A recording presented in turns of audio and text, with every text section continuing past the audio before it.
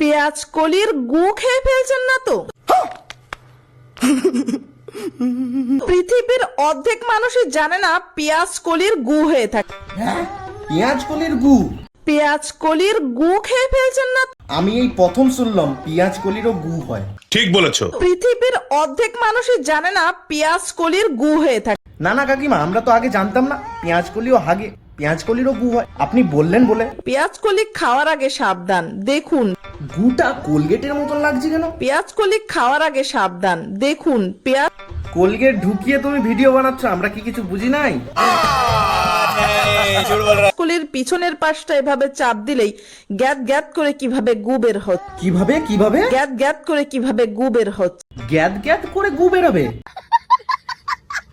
পেঁয়াজ কলি খাওয়ার আগে অর্ধেকটা এভাবে কেটে চেক করে নিবেন ভিতরে কোনো গু আছে কিনা। ভিডিওটি শেয়ার করে দিন। পেঁয়াজ কলির গু জীবনে অনেকে সত্যিই আমরা কোনোদিনও দেখিনি, তোমার কাছ থেকে এই ফার্স্ট দেখলাম।